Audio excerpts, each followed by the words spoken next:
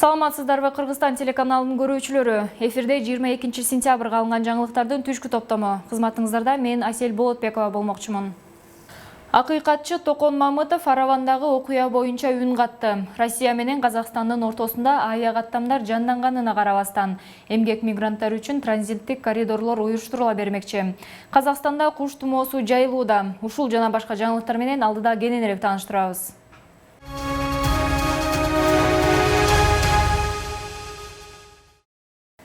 21 сентябрда Бириккен Улуттар уюмунун башкы ассамблеясынын жылдык жыйыны башталган. Башкы ассамблеянын 75 сессиясында президент Сооронбай Жээнбеков видео кайрылуу жасап, эл аралык донорлордон тышкы карызды терең реструктуризациялоо боюнча сунушун колдоп берүүнү өтүндү. Ал коронавирустун кесепети тышкы карыз көйгөйүнө катуу таасирин тийгизгенин айтып, чоң жыйырмалыкка жана эл аралык каржы уюмдарына карыздарды төлөөнү токтотуу боюнча чечими үчүн ыраазычылык билдирди. Башкы ассамблеянын 75 сессиясы уюмдун тарыхында биринчи жолу онлайн өтүп жатат. Быйыл онлайн жыйында 171 мамлекеттин лидерлери сөз сүйлөшүү күтүлүүдө. Ал эми жыйын 29 сентябрда соңуна чыгат.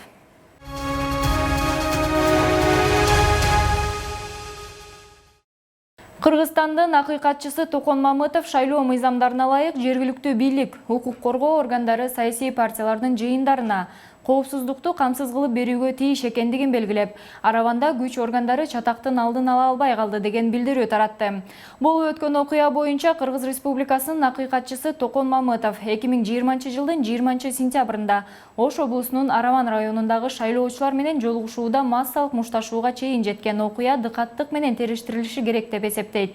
Билдирүүдө Араван районунда укук коргоо органдары жеринде ыкчам аракеттерди көрүп, окуянын алдын алуу мүмкүн болчу деп айтылат.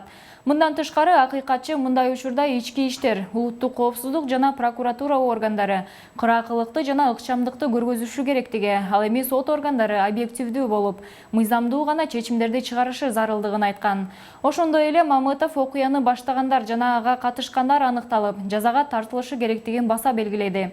Акыйкатчы шайлоодо партиялар таза атаандаштык көрсөтүшү керектигин кошумчалады.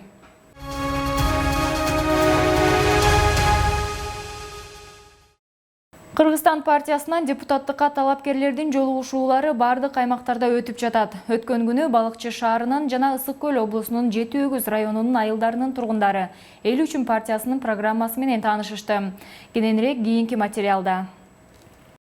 Балыкчы шаарында 45 миңден ашуун адам жашайт. Союз мезгилинин урашы менен кайра иштетүүчү ишканалардын көпчүлүгү жабылды. Климаттык шарттарга байланыштуу айыл чарба жана туризмди өнүккөн жок. Анын негизги ресурсу адам капиталы болгондуктан шаардын мектептери жана лицейлери республикабыздагы эң күчтүү билим берүү мекемелеринин бири. Кыскасы, жогорку жарандык жоопкерчилик жана өз шаарына болгон сүйүү балыкчылыктарды башкалардан айырмалап турат. Бүгүн алар тандоо жасашты. Балыкчылыктар Кыргызстан саясий партиясына добуш беришет. Кыргызстан саясий партиянын лидерлери, ишкер адамдар, андан тышкары азыркы учурдагы Кыргызстан саясий партиясынын составында Кыргызстандын эң алдыңкы инсандары болгондугуна байланыштуу Ысык Көл өрөөнүндө, Балыкчы шаарында Кыргызстан партиясынын талапкерлери аябай көп, добушту да колдоо издеп элдер үмүттөндүрүп атат бизди. Тилек кылалы, үмүт кылалы, буюрса 4 октябрда жеңишке ээ болууга аракет кылалы. Кыргызстан партиясынын талапкерлери жергиликтүү тургундардын көйгөйлөрүн билишет жана жакынкы 5 жылда чечүүнү көздөшөт. Чакан, орто, ири ишканаларды ачуу негизги милдеттердин бири. Өнөр жайдын өнүгүшү Кыргызстан саясий партиясынын эл үчүн программасынын маанилүү бөлүгү экендигин белгилейбиз. Элдин Кыргызстан партиясына мындай аябай ниеттери түз, жакшы, эл менен жолугушууларды өткөрүп атабыз.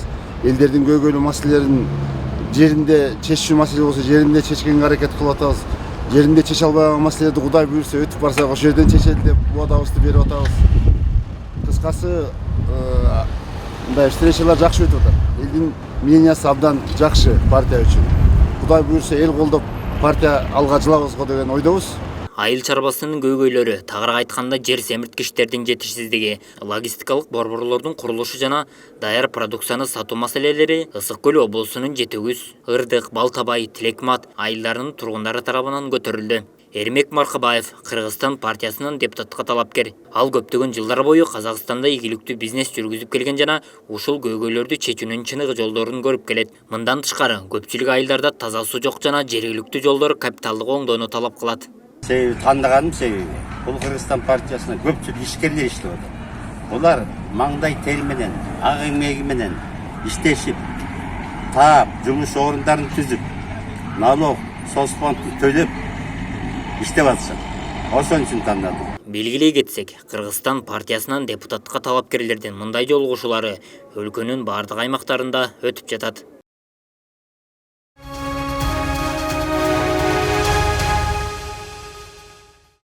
Билим берүү жана Илим министрлиги өлкө мектептеринде көп баскычтуу санариптик билим берүү чөйрөсүн түзүү жана адам ресурстарын эффективдүү колдонуу аркылуу билим берүүнүн сапатын жогорулатууга шарт жаратуу максатында келечектин мектеби долбоорун иштеп чыккан. Долбоордун приоритеттүү багыттары: мектептерде кеңири тилкелүү, интернет жана керектүү компьютердик каражаттар менен камсыз кылуу, педагогдордун компетенциясын жогорулатуу, окутуунун заманбап санариптик дидактикалык каражаттарын түзүү жана мектепте электрондук башкаруу жана электрондук тейлөөнү ишке ашыруу болуп саналат. Бул долбоорлордун алкагында ар бир областтан, Ош шаарынан бирден мектеп жана Бишкек шаарынан 2 мектеп тандалып алынган. Учурда Альфа Телеком компаниясы долбоордун 4-пунктунда каралган. Электрондук күндөлүк, электрондук ашкана жана электрондук өткөрмөнү 10 мектепке ишке ашыра баштады. Ошондой эле министрлик окуучуларга электрондук контент иштеп чыгуу боюнча жогорку технологиялар паркы менен меморандум түздү. Учурда Азия өнүктүрүү банкынын өкүлдөрү менен долбоордун айрым багыттарын колдоо боюнча сүйлөшүүлөр жүрүп, каржылык колдоого алынды. Келечектин мектеби моделин апробациялоого даярдоо үчүн 10 пилоттук мектептин мугалимдерине окутуу семинарлары уюштурулат.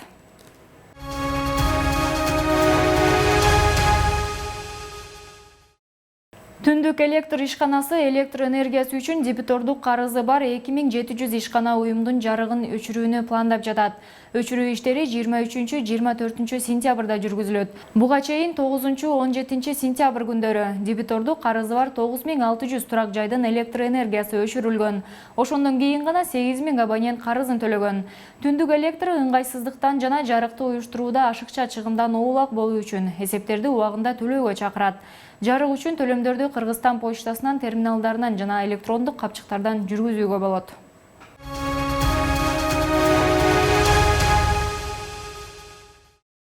Республикалык штабтын маалыматы боюнча Кыргызстанда коронавирус илдети жалпысынан 45542 адамдан табылып, анын 41796 айыкты. Ал эми акыркы сутка ичинде өлкөдө коронавирус инфекциясын 71 киши жуктурду.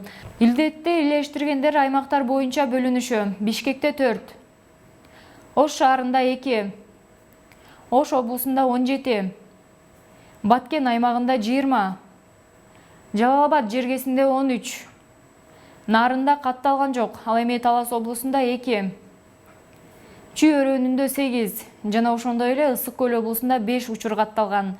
Учурда стационарларда 545 бейтап медициналык жардам алып жатат. Ал эми 1791 киши үйүнөн дарыланууда.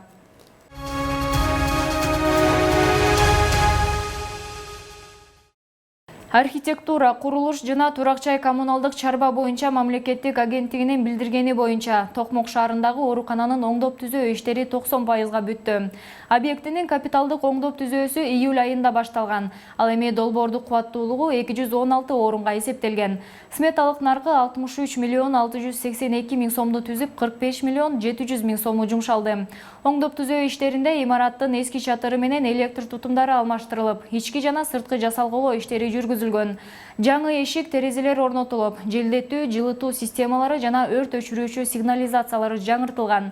Андан сырткары ички жана сырткы суу түтүктөрү менен канализациясы жасалып, саркынды сууларды чогултуучу жай жана сантехникалык жабдуулар орнотулган. Оорукананын оңдоо иштерин сентябрь айынын аягына чейин бүткөрүү пландаштырылууда.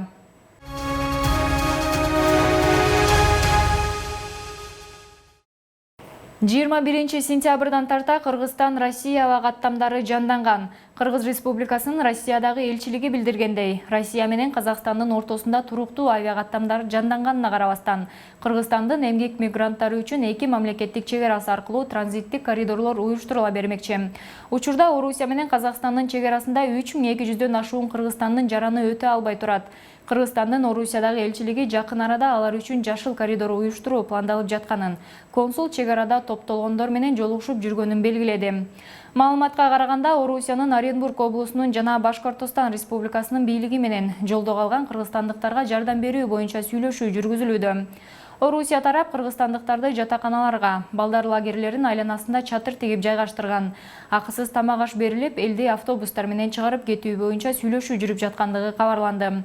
Элчиликтин вице-консулу Алмаш Алтымышеванын айтымында, учурда казак тарап менен техникалык иштер боюнча сүйлөшүүлөр жүрүп жатат жана мигранттардын тизмеси такталууда.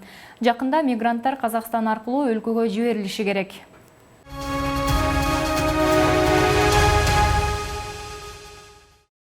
21 сентябрда Борбордук коммуникациялар кызматында өткөн брифинг учурунда Айыл чарба министринин орун басары Гүлмира Исаеванын билдиргени боюнча куш тумоосу Казакстандын 5 облусунда, Түндүк Казакстан, Акмола, Костонай, Павлодар жана Карагандыда жайылууда. Исаеванын айтымында ушул тапта 5 облуска караштуу 26 райондо жана 47 айылда канаттуулар кырылып жатканы аныкталып, жеке үй-жайларда 12926 канаттуу өлгөн. Ал эми Түндүк Казакстан облусунда 41 миңден ашык куш кырылган лабораториялык иликтөөлөр жүргүзүлүүдө. Бир нече күн мурун Казакстан Айыл чарба министрлиги Түндүк Казакстан облусунда жогорку патогендүү куш тумоосу тараганын, ага каршы күрөшүү чаралары башталгандыгы кабарланган. 26 августта Казакстан Орусиянын Омск облусунда куш тумоосу катталгандыктан, ал жактан канаттуулардын этин алып келүүгө тыюу салган. Расмий маалыматтарга караганда 4.700.000 канаттуу үчүн 1.400.000 доза вакцина бөлүндү. Буга кошумча дагы 1 миллион вакцина сатып алуу пландалууда. Тумоо тараганга чейин 11.800.000 канаттуу эмдөөдөн өткөн.